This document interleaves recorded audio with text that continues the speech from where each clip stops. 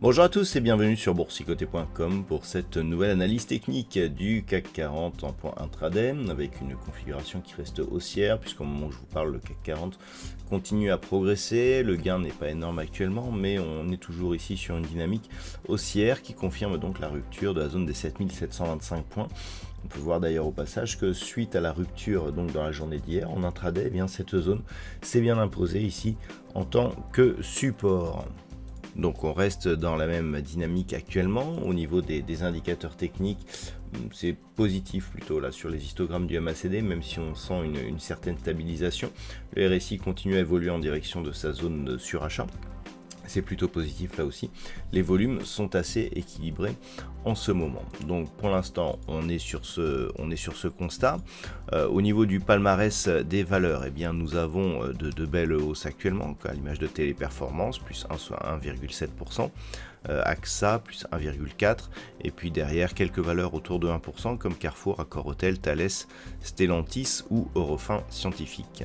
Au niveau des plus fortes baisses, on retrouve Engie et Kering qui sont sur des baisses proches de 1,4%. Crédit Agricole, Dassault Systèmes, Publicis Group sont sur des baisses inférieures autour de 0,6%. Tout comme Orange et Hermès, LVMH qui avait bien surperformé ces derniers jours, et bien est dans le rouge encore aujourd'hui. Donc on a ici une dynamique qui semble se dessiner. Le point à surveiller aujourd'hui, ça va être cette zone des 7725 points, comme je vous l'indiquais hier soir.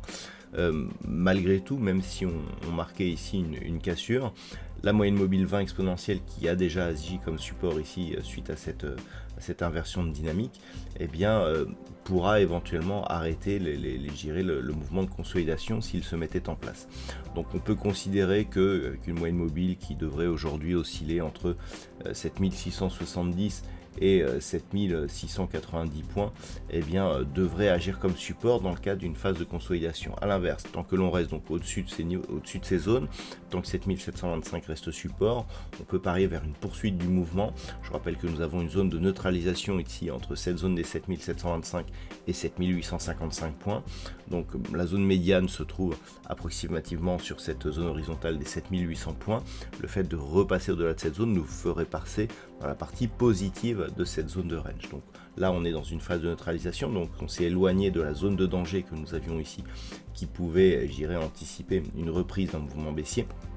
Mais tant que l'on reste au-dessus, le fait de repasser ici au-delà des 7800 points confirmerait le biais optimiste qui est en train de se développer dans un contexte, je dirais, qui est tout à fait possible puisque demain sera jour férié aux États-Unis, donc il n'y aura pas de séance et puis nous aurons donc les derniers chiffres majeurs de la semaine qui seront diffusés cet après-midi, donc avec un risque de volatilité. Donc voilà les points à surveiller pour aujourd'hui.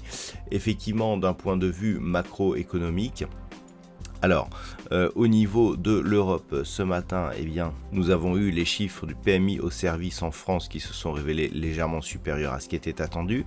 Cet après-midi, du côté des États-Unis, eh bien, nous aurons les chiffres de salaire horaire moyen, donc qui seront diffusés à 14h30, les inscriptions hebdomadaires au chômage et les créations d'emplois dans le secteur non agricole, donc les fameux NFP qui sont d'habitude diffusés le premier vendredi du mois, mais vendredi, donc demain étant férié, eh bien, ce chiffre est décalé à cet après-midi. Nous aurons aussi le taux de chômage américain et puis à 15h45 eh bien, nous aurons les PMI au service et puis à 16h l'indice PMI non manufacturier de l'ISM, donc une concentration de chiffres macroéconomiques cet après-midi qui pourront nous apporter une certaine volatilité.